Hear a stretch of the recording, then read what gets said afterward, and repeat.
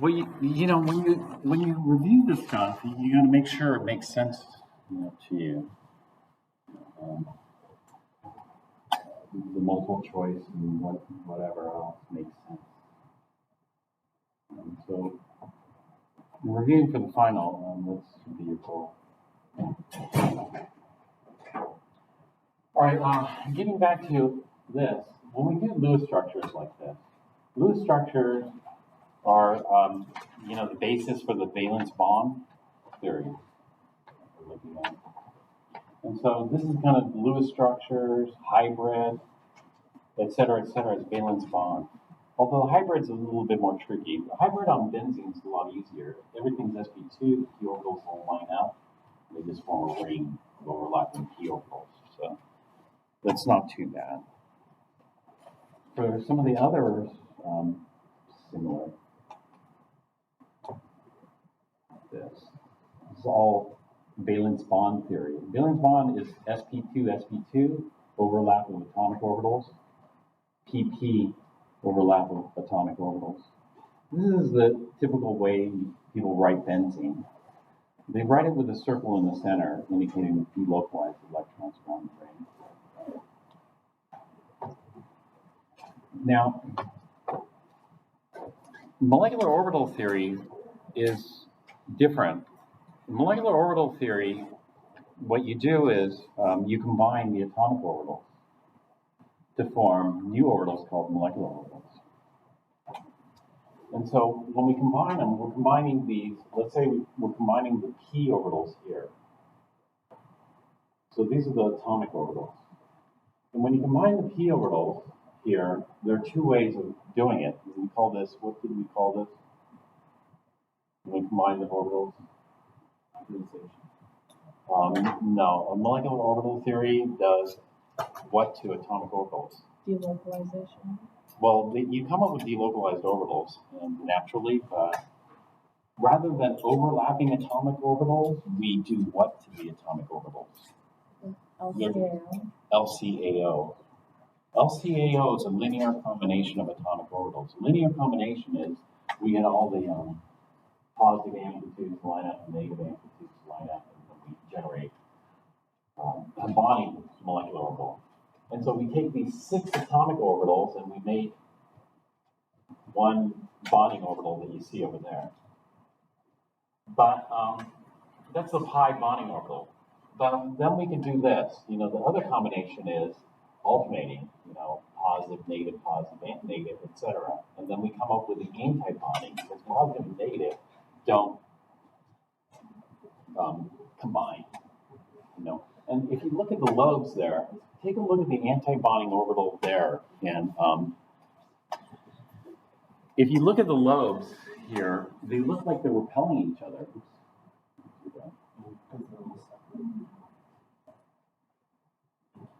It looks like all the p orbitals are trying to get as far apart from each other as possible. Do you see that? So they're kind of repelling each other rather than combining. And so this is anti-bonding. Anti-bonding, there's no electron density. Now the weird thing is how many electrons do you think you would fit in this? You'd think you'd be able to fit, well, we're taking 6 p orbitals and doing LCAO, but this MO here can only hold how many max? No. Each MO can hold a max of 3? No. Pauli exclusion principle? 2. So we can only fit 2 electrons in this. That's it. But if we form, if we take 6 atomic orbitals, we're going to form 6 molecular orbitals. And so the other LCAOs, these are the other combinations of the atomic orbitals. So we're doing all permutations of the combinations here, and we end up with this. We end up with 3 bonding. And so here, these ones can bond 3 here and bond 3 here. Do you see that? Bond 3 here, bond 3 here. So that would be a bonding. This one too, bonding, but it's just 2 and 2 here. And so what we form is we form 3 bonding, and then these are all anti-bonding here. They just don't line up, and so these are all anti-bonding.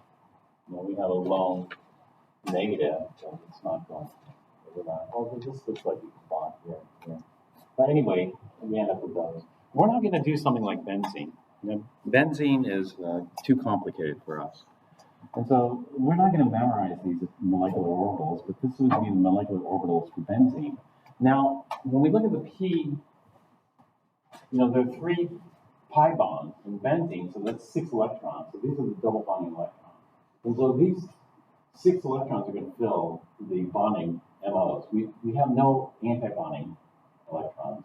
And these are naturally delocalized. So these electrons in here, this is the entire orbital. It's a huge orbital. The electron can be anywhere in these 2 lobes. And this is just one huge orbital too. We have the 2 electrons in any of these 4 lobes, etc. And so what we're going to do is we're going to look at the simpler picture of this, which we've been doing. So let's take a look at the simpler picture here, and these ones you should have an idea. You don't have to necessarily be able to draw these. Here, there's more delocalization here. You see we have alternating double, single. When you have that, then it's delocalized pi. And so we can do this either in valence bond. All these oxygens, this is ozone. All these oxygens are sp2. So all the p orbitals line up. And so valence bond works. Or we can do this in MO. This is the MO, one of the MOs. We can see the electrons are delocalized. And so in something like ozone, the electrons can naturally delocalize in the molecular orbital. Molecular orbital is much more powerful. Molecular orbital, these energy gaps we can get the spectrum from. For example, if we promote electrons or electrons drop. When we did the energy level diagrams for the hybrid orbitals, those aren't accurate. Those are just ways. Although it's not totally devoid of math. Valence bond theory, there's a mathematical basis to that as well. Quantum mechanics.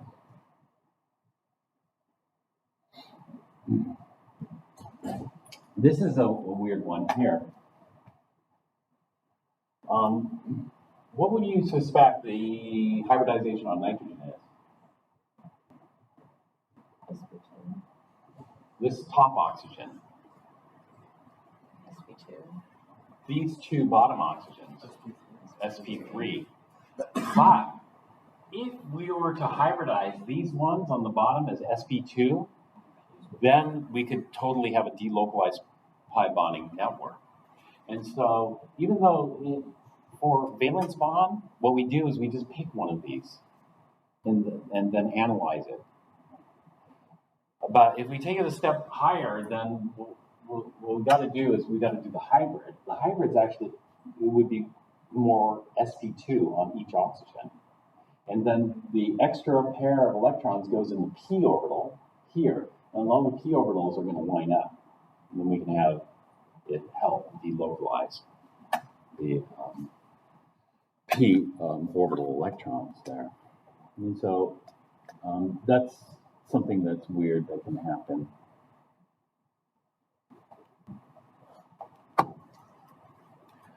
But anyway, valence bond.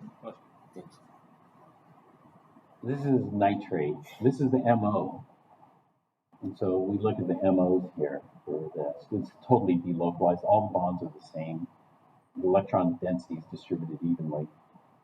Bond order is 1.33. We get the same bond order. Essentially, we get very close to the same picture with MO as we get with valence bond, except the energies, we don't get that. Some other stuff we don't get. These are the MOs here. These are more complicated MOs. We're not going to do that. Do you see this alternating? Double, single? It's conjugated bond network. This is aromatic. This is beta carotene. Yeah. You can see the sp2. They'd all be overlapping in this chain. And then we have sp3 carbons out here. sp3 carbons. Those aren't going to be overlapping here. Lycopene in tomatoes. You know, all these are best represented by MO, but MO is a bit more complicated. These are for bigger and bigger molecules. When we get to bigger and bigger molecules, we get a lot of MOs. We get so many MOs, they start to form bands. So like solids. Solids have a huge number of atomic orbitals that we do a linear combination of.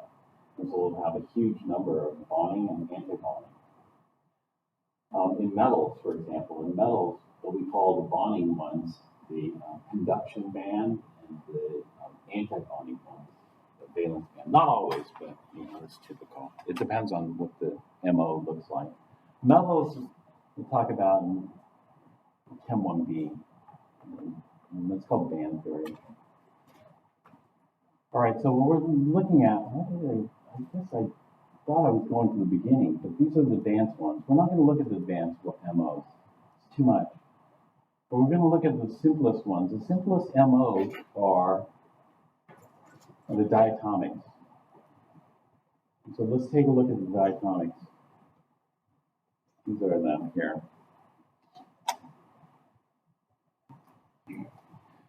There are two MO diagrams that you should know.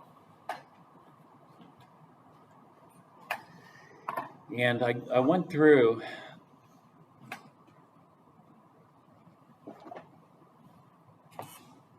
this. You can represent it as box or whatever. But the lowest energy one, sometimes it helps to put the AOs here.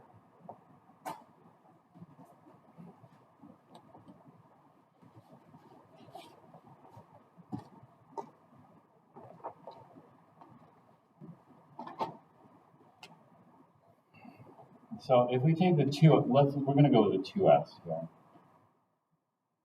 When we combine the two 2s's, we're going to make a sigma 2s, which is going to be bonding. The 2s's are just positive amplitude. And if we do positive amplitude and negative amplitude, we get the anti-bonding. So this is a sigma star 2s. Sigma star is going to have a node in the middle, which makes it anti-bonding. Essentially the lobes, or the two orbitals, kind of repel, or they appear to repel each other rather than combine with each other. Here they're combining with each other, so let me put 2 dots for the nuclei. And so this is one molecular orbital.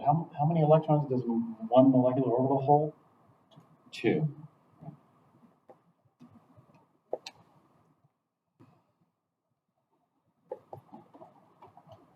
Okay, and then we have the 3 2p orbitals.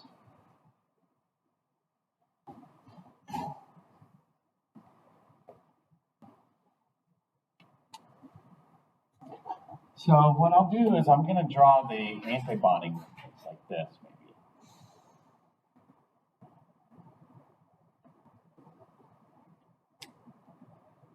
Okay, for the 3 2p's, now I have a lot of colors. So the ones that go straight on, although this is not so good for contrast. Can you see that?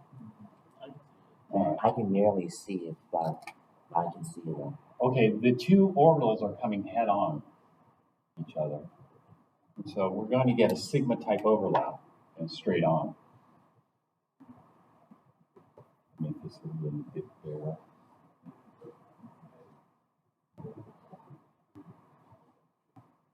How about now? Can you see that? All right, so we take these two, and there's going to be overlap within the nuclei here, and then there's a little lobe out there. This is what we call the sigma 2p.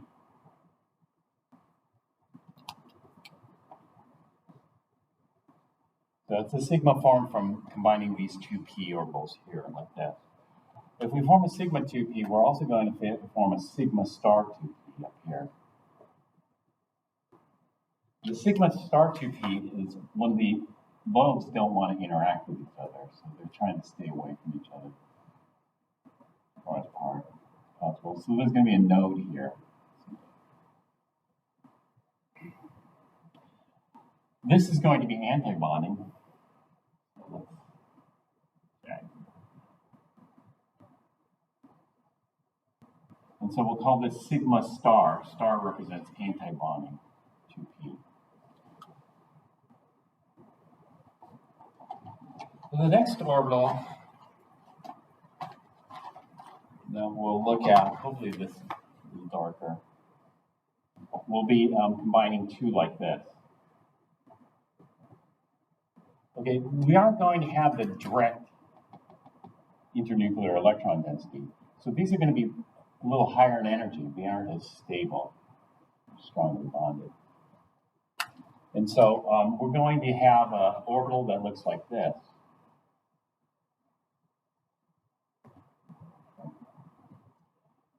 And this is called the pi 2p orbital.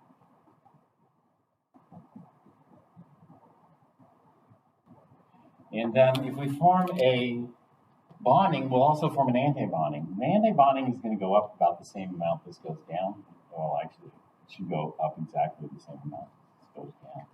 And the anti-bonding is going to look like this. The lobes are going to try to repel each other. So one lobe is going to stick out like this. And then we're going to get a node here. So we'll write this as jagged. This we call the pi star 2p as its anti-bonding. And then we have one more 2p orbital. It kind of sticks out towards us and then kind of sticks back in here.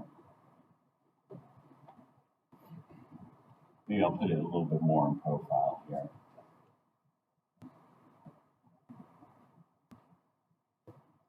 So it's one sticking straight out of the board.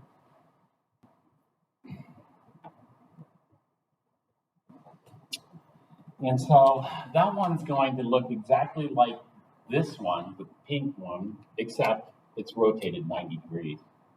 So the lobe that's sticking out from us will project out like this. And then we'll have a lobe inside here. This is one orbital. So this is going to be a second pi 2p. It's going to have exactly the same energy as the previous one.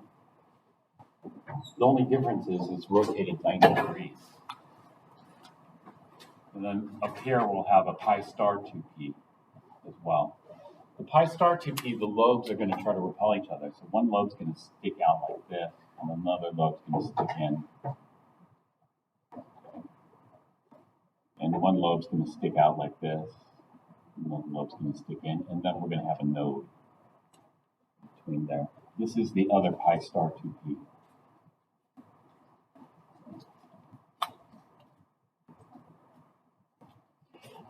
Now this diagram is good for Z greater than what's oxygen.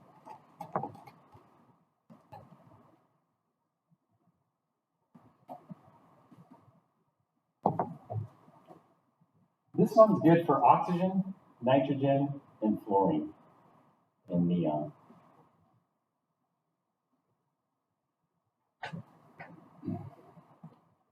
Okay, for the others, we get some repulsions.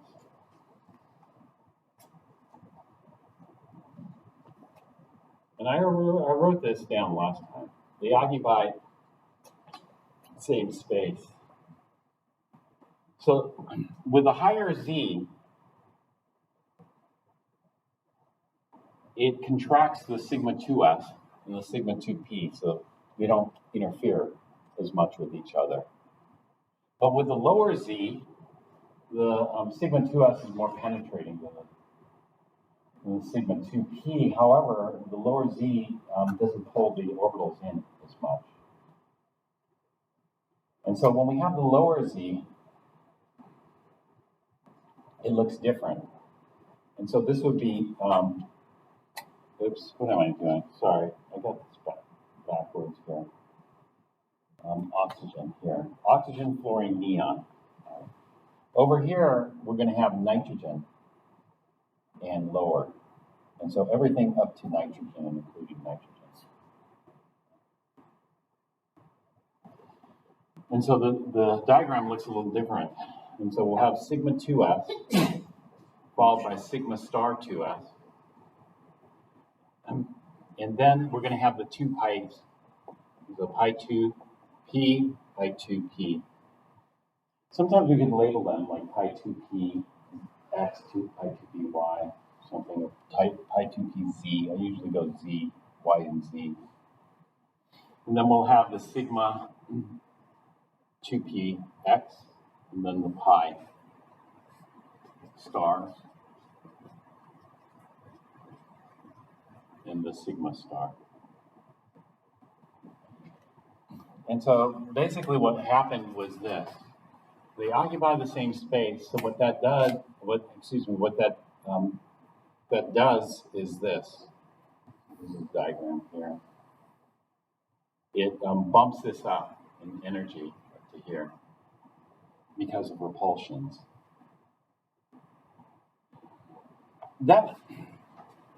They always occupy the same space. But when we have a higher z, it pulls in the 2s much closer than the 2p.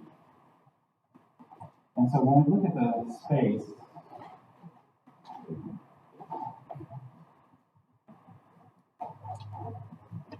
here, it's different. And so if we have this is the sigma 2s here. And then the sigma 2p are less penetrating. So this would be the sigma 2p. They still occupy the same space.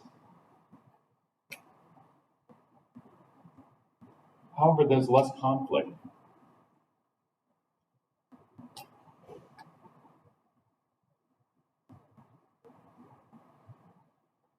Because there's more, I guess, breathing room for the 2p's. Whereas over here, with the lower z, it doesn't pull the 2s in as tightly. So there's a lot more conflict in the space. So the 2s isn't pulled in as tightly. Yes, it is more penetrating, but the z is not pulling it in. And so when we look at this space, they're really occupying the same space. And so what that does is it bumps up the sigma 2p higher in energy than what we would expect. And so it's just... So when we do these MO diagrams, we look for things. This is the valence electron, or valence shell MO.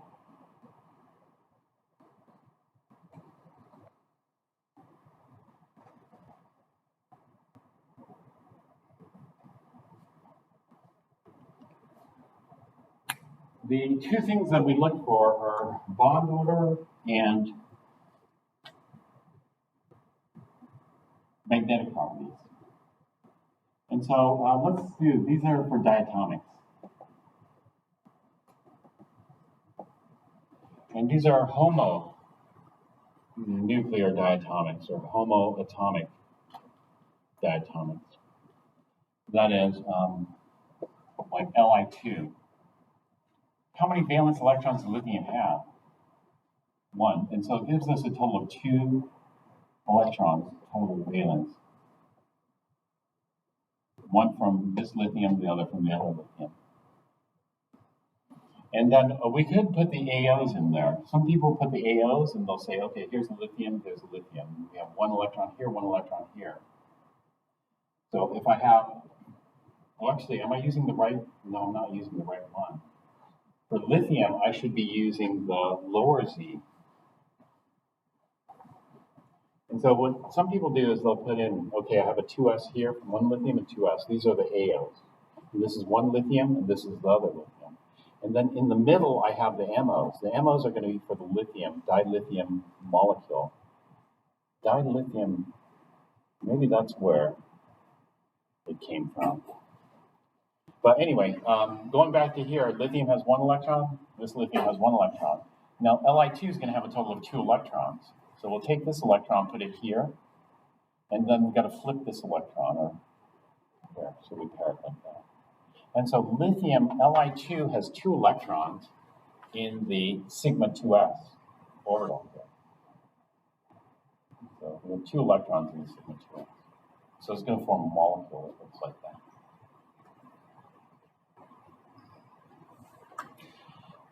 And so what we'll want to do is we want to get the bond order.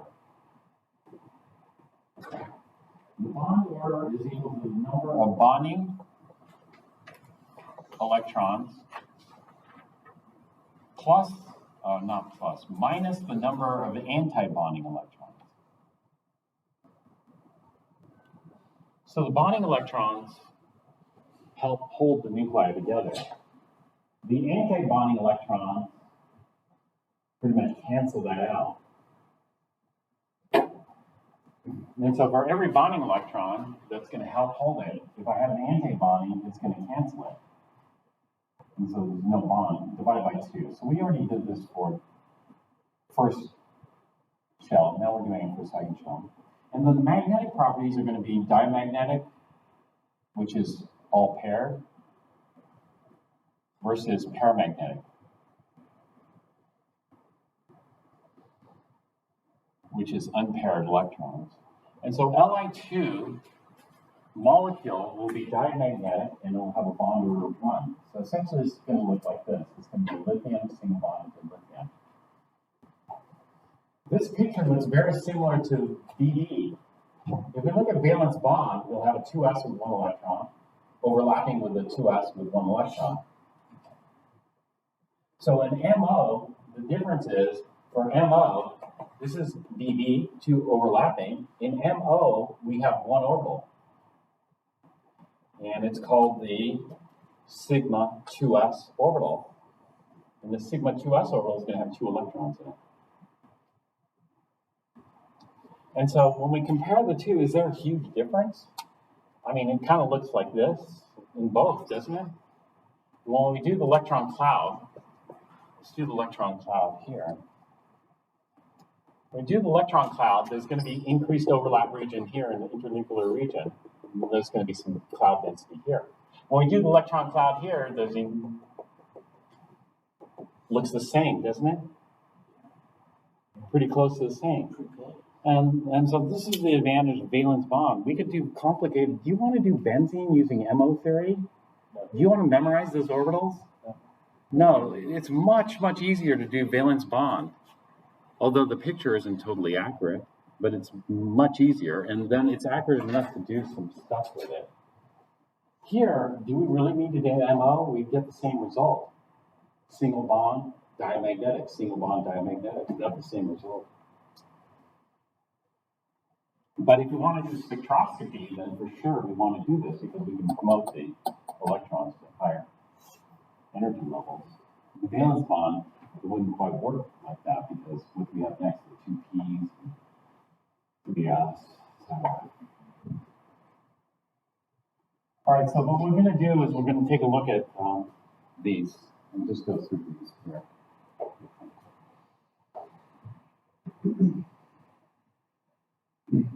Could we form the Be2 diberyllium molecule? Well, beryllium has 2 valence electrons each, so 2 of them will give us 4 valence electrons. So if we put 2 in the bonding, 2 in the anti-bonding, what happens? Nothing. No bond order. Beryllium, diberyllium is not going to exist. How about diboron? Yeah, might be. It can exist. It can exist because boron's going to have 3, so it gives us a total of 6. So we got 2 in the bonding, 2 in the anti-bonding, so these kind of cancel out. But then we have 1 each in bonding. And so altogether we have 4 bonding minus 2 anti-bonding. That gives us 2 divided by 2 gives us a bond order of 1. So we should expect a single bond here. And it should be paramagnetic. How about dicarbon molecule? Will that exist? Yeah. Yes. Yeah. In fact, this should have a double bond worth of bonding electrons here. This is diamagnetic. Nitrogen? Yeah. Awesome. I was just wondering why, when you do like the 2 atoms, why are they at parallel spin in the? Because these are atoms that are separate but by long distance. And then when I bring them in, I'll do the LCAO and create a molecule.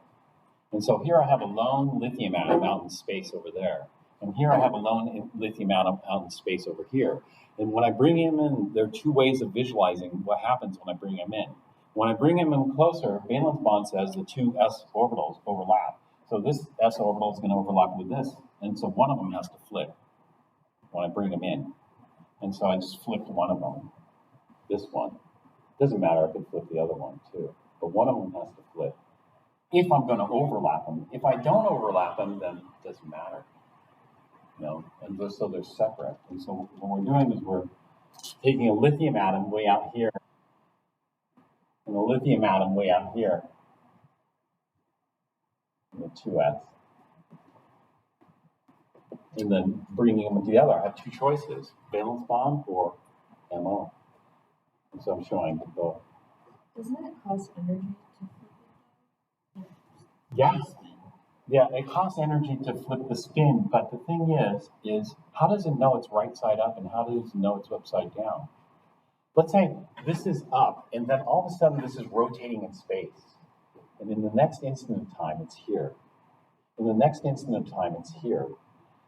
It has no idea if it's upside down or right side up. If you're out in the middle of space, do you know if you're upside down or right side up? If you can't even see Earth, how do you know what's right side up? And even if you could see Earth, how do you know? Well, I guess if you're pointed away from Earth, then you would be right side up, right? But eventually you get to this point in space where it doesn't matter. And that's what's happening here. The only reason we think it matters here is because of the Earth's magnetic field. You know, the Earth has a magnetic field, so right side up would be parallel with the Earth's magnetic field. Upside down might be anti-parallel or upside down. And so what we're doing is we're bringing these in space. This doesn't cost any energy. And so all I do is just rotate this atom and combine them. Then done. The only time it costs energy is now if it's in this situation, now it's going to cost energy because now I have some other field present. And so since I have another field present, the only way I can flip this is by adding energy to flip it because this is the lowest energy configuration with the spins. And so the only way we know it is to put an external magnetic field. Your water molecules, the Earth's magnetic field is so weak, your water molecules aren't really affected by the Earth's magnetic field. So the Earth's magnetic field is like this. It's so weak, the water molecules can rotate without any consequence where the spin is pointed. You know, the electrons have spin, but the nuclei also have spin. And so, like for example, in magnetic resonance imaging, actually, I was going to get an MRI of my leg. They're asking me a whole bunch of questions. I've had MRIs before. You know, one of the questions is, do I have any metal in my body? If you have metal, you don't want to go in unless it's non-magnetic metal, because if you go in and get an MRI and you have metal in your body, you're asking for trouble. You know, I used to work with giant magnets because they put you in a giant magnet, right? I used to work with giant magnets. All the tools inside the magnet room are aluminum, you know, so if somebody, they did something where, you know, it's a safety video. You have to watch these safety videos before working with giant magnets. They threw up a screwdriver and it shot across the room really fast and then hit the magnet and then just stuck on the side of it. And so if somebody were between the screwdriver and the magnet, they would have been, it would have been very bad. But then when you're inside a giant magnet, then it makes a difference. You know, if you're on Earth, then it makes a difference. Are you right side up or upside down? You're going to feel it. But if you're in space, do you feel it? You know, all the blood rushing to your head? No. And so this is why we draw it like this, you know. Once you bring them in, then, but to bring them in, you know, there are other interactions. I mean, I suppose since it doesn't really matter, we could write this spin down. It doesn't matter, spin up or spin down, because there's no external magnetic field. If we put the lithiums in a magnet, it would matter. If we put these lithiums into a magnet, then we'd have to apply energy to flip that spin. The amount of energy is probably microwave or higher energy radio waves, and then we can fit it. But we're not doing it in a giant magnet. Okay. Usually we don't show, like here, they aren't even showing the atomic orbitals. No. We could show the atomic orbitals. Sometimes it's helpful to show the atomic orbitals. I'm going to do it for, I'm going to do it for oxygen. Let's take a look at nitrogen. And nitrogen is the last of these. These are the weird ones. These are the weird ones. You see the green ones? Green ones that are higher than normal. Yeah, it's pretty good. But anyway, nitrogen has bonding, antibonding, bonding, oh no, these aren't antibonding, these are bonding. And so that's 2, 4, 6, 8 bonding minus 2 antibonding. That's 6 over 2. Yeah, 3. Bond order is 3. Dimagnetic. Well, that's what we got from valence bond. Now we go to oxygen. Oxygen is a bit different. Oxygen, the bond order is the same. We expect the oxygen-oxygen double bond, but the magnetic properties are different. Everything else is the same as you would predict from valence bond theory, except for oxygen.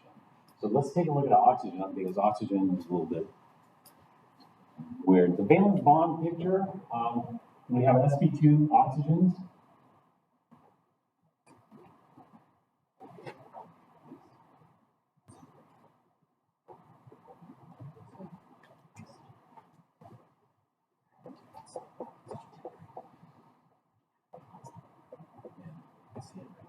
So we can figure it out. So we have an oxygen, and then we're going to have, the double bond consists of 1 sigma and 1 pi.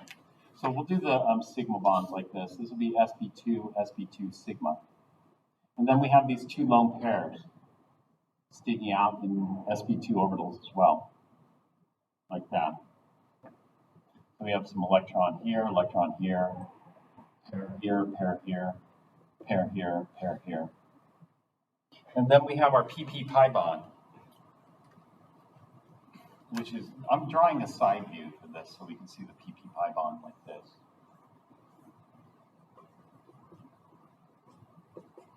And so here's our double bond. Look at how the electron cloud is going to be mapped out. You see? Based on the orbitals. So let's generate the MO diagram. The MO diagram, we can start like this. We'll just start with 1 oxygen here. How many valence electrons does oxygen have?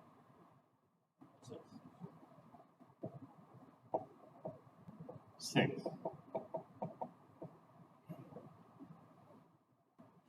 And then another oxygen over here. You don't have to do the AOs.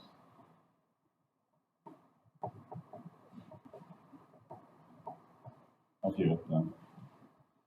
And then we generate the MO. So this is a single oxygen, this is a single oxygen, then we're going to form O2. The single oxygens are independent from one another.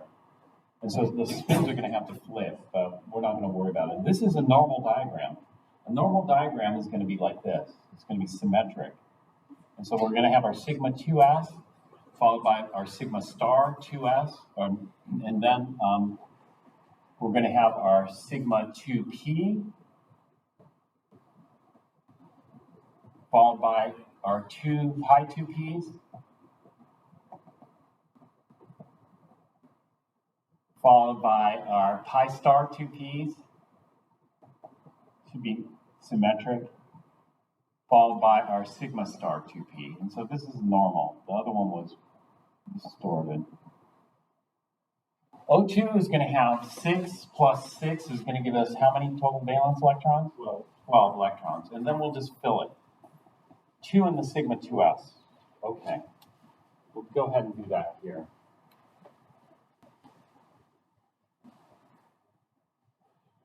So I'll try to use, I forgot what color I used earlier, but I'll use this. This is my sigma 2s. And then I'm going to have 2 in the sigma star 2s. Okay. The sigma star 2s is going to be they're going to try to be repelling each other like this.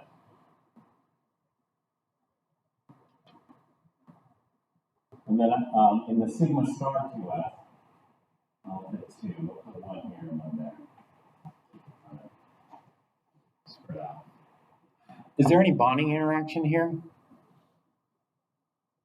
There's no bonding interaction because I had 2 in the bonding, 2 in the anti-bonding. It's going to cancel, right?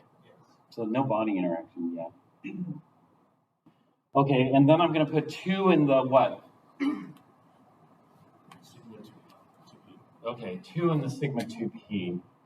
Now, the higher Z means they have a little breathing room. So the sigma 2s is more penetrating. So the sigma 2p, all right here, bigger.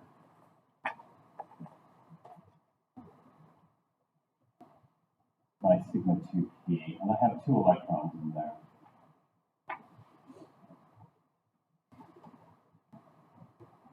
Okay, then what do I have? 2 into the I2P. Okay. Okay, 1, 1, 2, 2. So I'm going to have 2 in each of the pi 2p's. So one of the pi 2p's, let's see, I have a lot of colors here.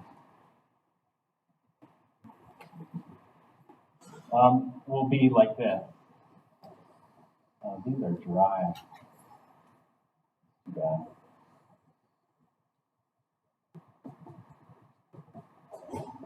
So I'll just put 2, like 1 up, 1 down, like this. This is 1 pi 2p. Kind of looks like this, doesn't it? Mm-hmm.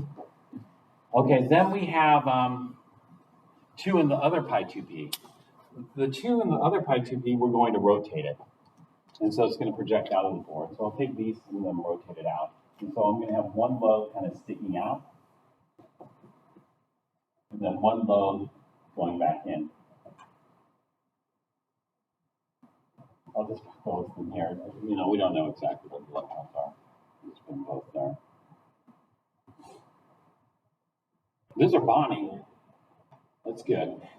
And then what?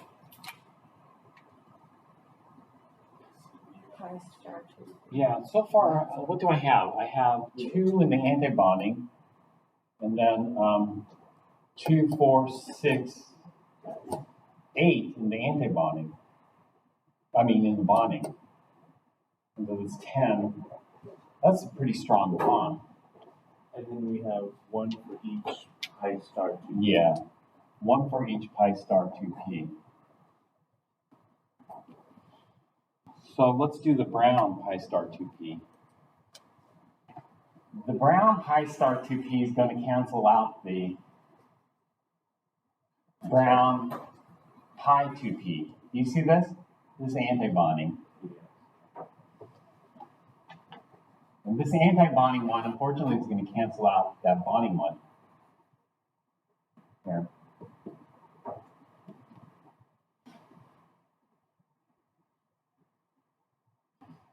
Okay, and then I'm going to have the anti-bonding red one.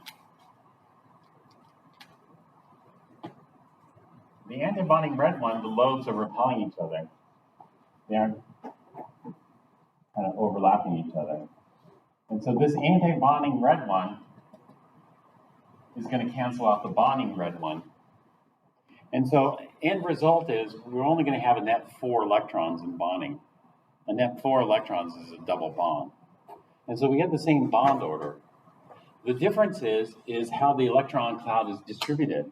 It's kind of close, you know, to that.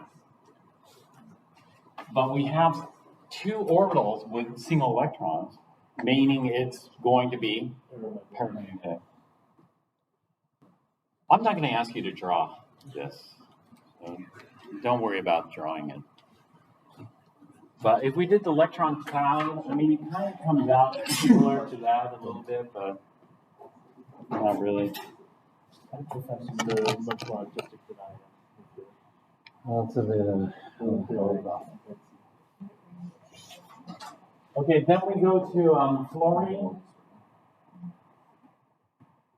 This is 9, like 7 valence electrons, 14 total electrons. And then neon. If we form dineon, will dineon exist? No, it's not going to bond. Okay, these are homoatomic molecular orbital diagrams. You don't have to write them vertically like this, and you can write them horizontally. Which one is this? High Z or low Z? Is this a weird one or is this a normal one? This is a normal one, it looks like. Let's see. Yeah, that's another one. Yeah, this is a normal I2P is higher than sigma. one. higher than sigma. Yeah, it gets flopped here. So this is an orbital box diagram for MO. This is actually incorrect. Dicarbon is not paramagnetic. Dicarbon turns out to be diamagnetic. This is, remember we talked about, it's two-pronged kind of thing, Yes. ad hoc. So, okay, if it's diamagnetic, it's gotta be something like this. So this is actually low Z, the sigma 2p's up here. You know, it shouldn't be splitting I2p's there. And so with this diagram, it comes out diamagnetic. Okay. A special look at oxygen. Oxygen is better. Oxygen is a success story for MO theory here. Take a look at this. And so this is just the MO diagram as an orbital box along the line here. And we can see we got the same thing, basically. Here's our paramagnetic, which is better than valence bond because valence bond did not predict paramagnetic. Another powerful thing about MO theory is what happens if we knock an electron off? So we shine light on oxygen and we form O2 plus. Is it O2 plus? Can it exist? Yes. You know what? Does it become a stronger bond or a weaker bond? So if we're going to knock an electron off, which electron do you think we're going to knock off? A bonding electron or an antibonding electron? An antibonding. If we knock off an antibonding, then the bond gets stronger. So in O2 plus, the bond order is 2.5. So it's a stronger bond. So bond order 2.5, it's still paramagnetic, not as paramagnetic. And then we can do weird things like this. Weird things would be N2 plus. Well, if we do N2 plus, it's going to knock off a bonding, and so it's going to make a weaker bond. If we do Ne2 with a positive charge, then we can actually get a bond. It's a half a bond. It's weak, but it should happen. A C2, 2 minus, That's 2 additional. right, 2 additional, depends on where they go. So we got to look at the MO diagram. So probably one for each. Right. So here they're doing a whole series, O2 plus, O2, O2 minus, O2, 2 minus. And they're looking at what happens to the length. The higher the bond order, the shorter the bond. This has got to have the highest bond order. This has got to have the lowest bond order, O2, 2 minus. O2, 2 minus is going to knock, it's not going to knock anything off, but basically we're going to get 2 more electrons here, anti-bonding, which means our bond order is going to go down by 1. And so we'll have a bond order of 1. And so we can do those types of things with MO theory, which is pretty useful. Okay, now what we're going to do is we're going to look at heteronuclear versus homonuclear diatomic molecules. Things like carbon monoxide. Well, this is what happens as Z goes out. Remember, the energy goes down and the orbital gets smaller. And so this is for the 2s. The 2s show a dramatic decrease, and 2p is less. So 2s are more penetrating, so they're going to be more impacted by the Z. And so we can show you here what happens. Carbon versus oxygen. Oxygen has a higher Z. Carbon Z is 6. Oxygen Z is 8. It's a nuclear charge. So it's going to make the orbital smaller, having a higher Z and lower energy. And so all it does is it skews the diagram. The more electronegative the atom, the lower. And then when we do this, we average it like this. But we end up with the same diagram. Now, which diagram did they use here? Did they use the one for the higher Z or the lower Z? The one for the high. Low. But it looks like they used the low Z because the sigma is splitting the pi's. Do you see that? Yeah. In the high Z, the sigma doesn't split the pi's. The pi's are right next to each other. In the low Z, the sigma split the pi. Oxygen's high Z, carbon's low Z, so carbon dictated which diagram we use. So this is carbon monoxide. Carbon has 4 valence electrons, oxygen has 6 valence electrons. We have a total of 10 electrons. So we plug them in here. 2, 4, 6, 8, 10. And so we have 2 bonding, 4, 6, 8 bonding electrons, 2 antibonding. The bond order is 3. Well, that's what we expect. Bond order is 3. Then they're showing it. This is in the 3. And so they're showing the MOs here. But the MOs, they look a little distorted because oxygen has smaller orbitals, carbon has bigger orbitals. Or you could say it was wonky. I'm sorry? You could say it was wonky. Wonky, yeah. It's still wonky, but well, we're not going to worry about it. And then they're higher. I don't know what the, so we're not going to worry about it.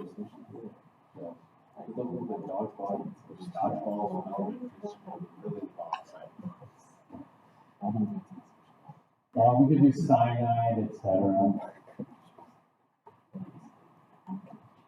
All right, so that's MO theory, you know, the diatomics there. And with MO theory, with heteroatomic molecules, is it the lowest C that determines the structure? It looks that way based on the MO diagram. that. We should take a look at the MO diagram for NO. Because that was CO. And so if we go to the MO diagram for NO, let's see what determines the which diagram we use. So this is NO here. Does that look like the high Z or the low Z? That's the low Z. So nitrogen and oxygen are right next to each other. So they're at the border. Oxygen's high Z, nitrogen's low Z. This looks like A, low Z, therefore low Z dictates. Yeah, low Z is the diagram. For heteronuclear diatomics.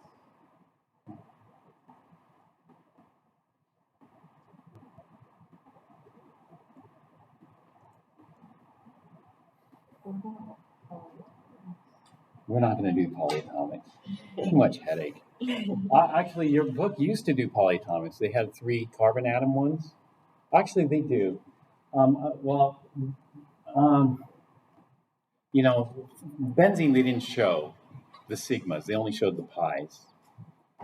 You could do it. And then some of the others. They didn't do the full. So don't worry about polyatomics. It's too much. But we need to move on to chapter 12. Chapter 12 is going to deal with intermolecular forces and the properties of liquid solids, crystal structures, bonding in solid, and heat exchange in solids, liquids, and gases.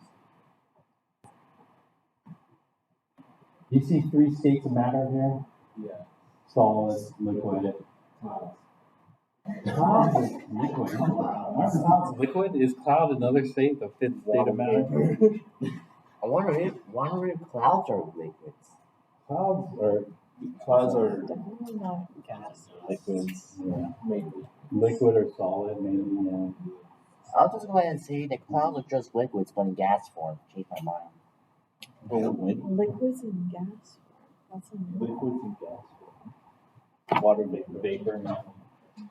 All right. In this, we're going to examine van der Waals force. Van der Waals is a famous scientist who studied these types of things. Do you remember an equation back in chapter 6?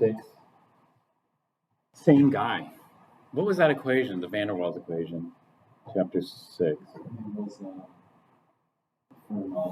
Non-ideal gases. And one of the big reasons why gas behaves non-ideally is because they're a little bit sticky, the molecules, the particles making up the gas. And those are due to intermolecular forces. And so there was a term in the van der Waals equation back in chapter 6, this A/N over B, quantity squared.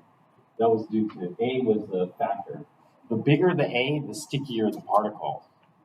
In an ideal gas, A is 0. The particles don't stick to one another. But in a non-ideal gas, the particles stick to one another, and those are intermolecular forces. And the van der Waals forces we're going to be looking at. this chapter. So we need to know about, all these are electrical in interaction.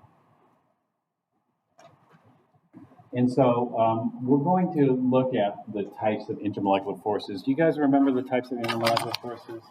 Okay, let's start off with, well, maybe let's not start off with dipole. Let's start off with induced. Do you guys remember instantaneous induced dipoles? Yeah. What were the other names for instantaneous induced dipoles? London dispersion force? Yeah, London dispersion forces. London dispersion forces are thought to be the weakest, but they aren't necessarily the weakest. You know, like, have you ever heard of, like, it was so hot that the asphalt was boiling? Yes. Have you ever heard that? Yeah, especially if you walk barefoot across the asphalt or something. But did the asphalt melt? No. No, and those molecules are held together by London dispersion forces, so it's actually pretty strong. It's hard to melt asphalt. And if it was truly melting, then that's pretty, I guess, maybe pretty difficult. Anyway, so we're looking at IMF. And so we have the London forces, or dispersion forces, or London dispersion forces, or instantaneous induced dipoles. And so if you recall, this occurs for helium. Why would helium want to stick to one another, let's say? Did you know you could liquefy helium? When you liquefy helium, you get the liquid helium atoms so cold that eventually they're moving so slow that they can stick with one another. If you go to 5 Kelvin, then they're moving too fast to stick to one another. But if they're moving super slow, they can stick. And so it's like helium. Helium has 2 protons and 2 electrons. And there's no, this is all distributed evenly. And so they don't really want to bond to each other necessarily. But what can happen is in an instantaneous dipole, both electrons move to one side, let's say, and that creates a dipole. You guys remember instantaneous dipoles? This sound familiar? So both electrons on one side, that makes this side of the helium negative and this side positive. You know, Heisenberg says we can't pinpoint them because they're always moving about. In the next instant, does this dipole still exist? No. In the next instant, it's gone. But if there's a nearby atom, let's say you cool it down and there's a nearby atom, then it can induce it because the electrons are going to be attracted to the positive end of this helium. And so this would be the induced dipole. How long does it last? An instant.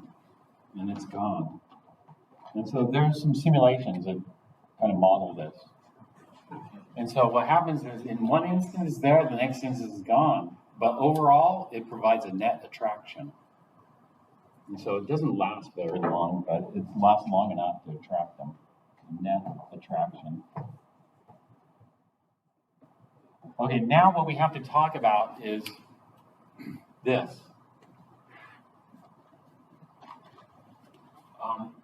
Factors, structural factors that influence London dispersion. So the biggest factor that influences it is polarizability. So let's look at some structure. The greater the polarizability of electron cloud, the larger the instantaneous dipole you can generate.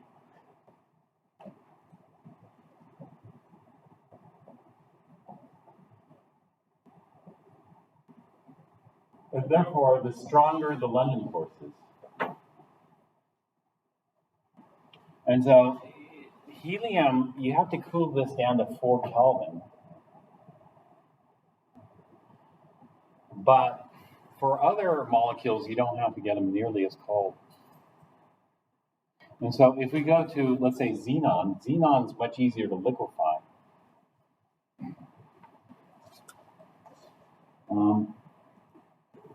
Actually, the temperature at which it liquefies is the same as the boiling point. We're just going on reverse.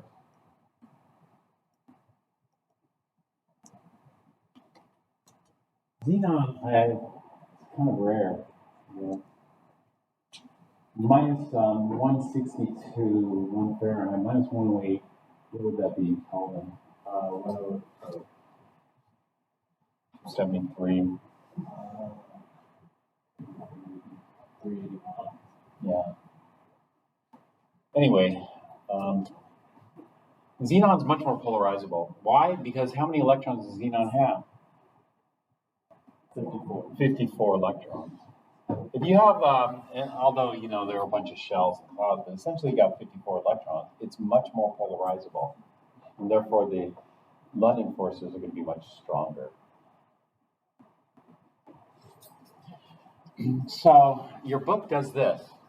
Your book says this, and I don't like to say this because it generates a misconception.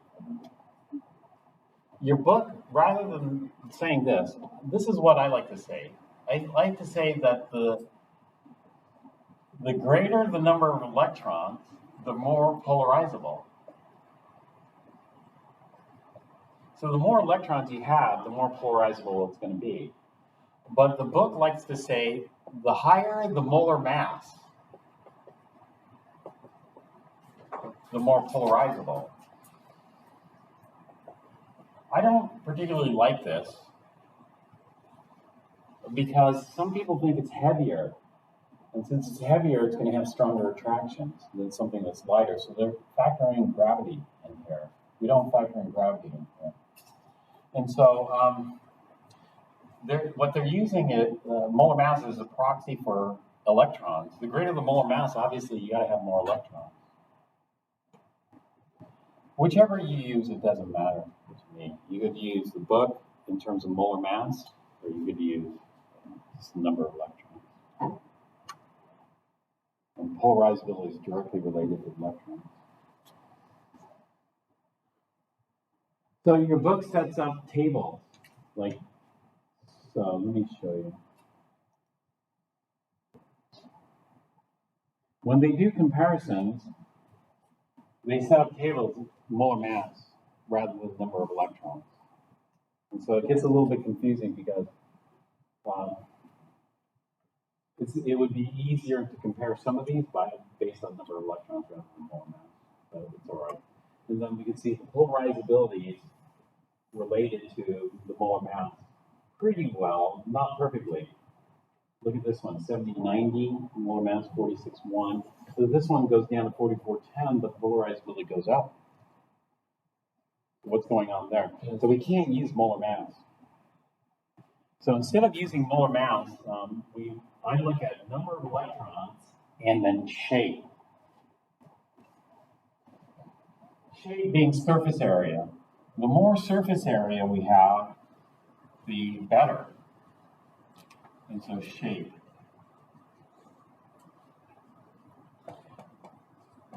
We're primarily interested in surface area. Because the greater the surface area, the more contact we'll have. And the more contact we have with other molecules, the better. And so let's take a look at, there aren't really great examples there. But if we had molecules like this versus molecules like this, this is more spherical, this is more a noodle shape. And so noodles are going to have stronger, the more surface area. So greater surface area, greater dispersion, if we have the same number of electrons. Lower surface area, lower dispersion, or London forces, or whatever you want to call them.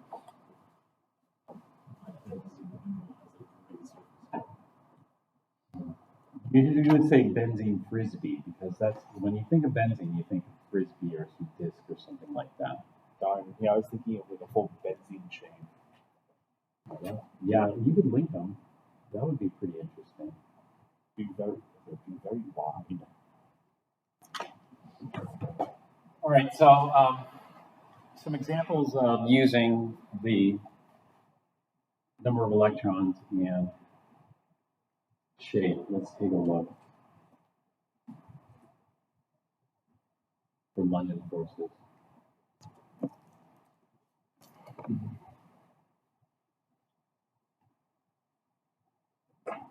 Well, anyway, the greater the dispersion forces, the higher the boiling point. See? So we could do oxygen versus nitrogen. Oxygen has more electrons or fewer electrons? More. More electrons than nitrogen, and therefore has a higher boiling point.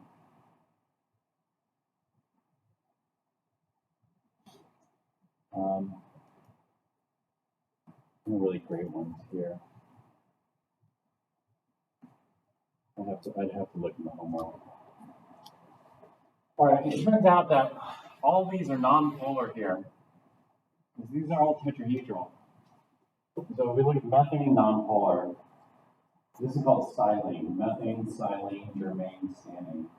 Or carbon tetrahydride, silicon tetrahydride, germanium tetrahydride, tin tetrahydride. Or hydrogen silicide.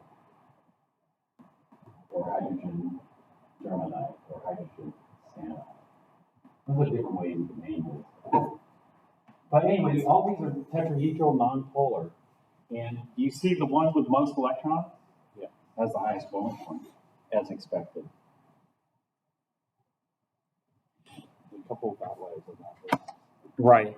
In fact, take a look at this graph. This graph is quite complicated because there are multiple interactions going on, but there's one interaction for all of them that are the same. And the one interaction is dispersion forces are present in anything with electrons. And so HCl, HBr, HI, which one has the most electrons? HI, the highest boiling point. H2S, H3, SBH3, actually PH3. PH3, ASH3, SBH3, which one has the most electrons? SBH. SBH3, the highest boiling point. Same thing, H2S, H2SE, H2T, most electrons? H2T. H2T, highest boiling point. And so all four of these lines increase because we have more electrons. Your book likes to use molecular mass. And so you think, oh, those are the heaviest, therefore they're going to have the highest boiling point. They have the most electrons, therefore they have the highest boiling point because they're going to have the greatest polarizability. Right? But there are other factors that we have to include. Those are the instantaneous dipoles, but we also have permanent dipoles, like in HCl. HCl has a permanent dipole because chlorine is more electronegative. And so we have something called dipole, which is permanent dipole attraction. And so looking at dipole, if we look at HCl, chlorine is more electronegative, and therefore we're going to get a permanent dipole. These permanent dipoles are measured in units called debye. And we can actually measure this experimentally if we wanted to. Debye is the unit. It's not spelled like the country. It's spelled differently. D-E-B-Y-E. D-B-Y. Yeah. Debye. Not Dubai. It reminds me of something they used to say when I was in middle school. Dubai. I live very close by one. All right, this is the average dipole. But we're going to have instantaneous dipoles too. And how many electrons does chlorine have? Valence, how many total? 17 electrons total. And so sometimes those 17 electrons go one way, sometimes they go the other way. And so the instantaneous dipole Sometimes it shrinks and sometimes it grows. Let's say all 17 electrons decide to go to one side. It's unlikely, but it can happen quantum mechanically, right? Yeah. And then we're going to get instantaneous. And so the dipole's fluctuating all the time because instantaneous induced never stop. You know, electrons are moving. If they stop, then that would be a violation of what principle? Electrons stop, we violate what principle? Yeah, one of the quantum mechanics principles, which is the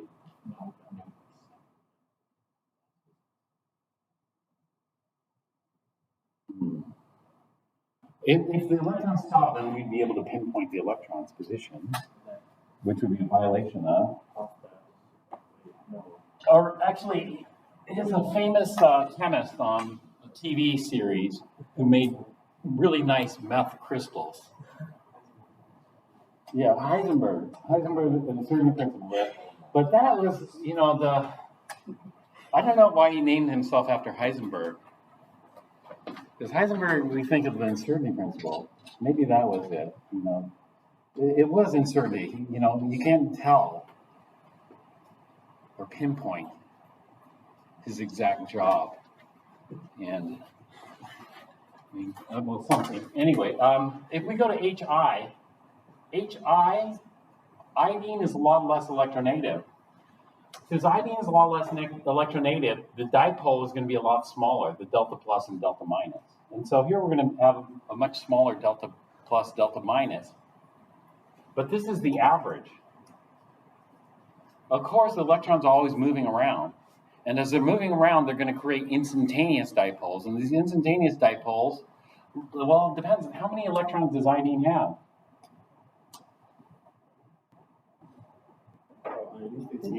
53 electrons. And so now, think if there's an imbalance. If all 53 electrons decide to go to one end of HI, it's going to be terribly out of balance, right? And so what that means is that even though the average is much smaller, the spread in the average is much bigger. And so the spread that we're going to have is, well, it can be very small, again, or it can be very big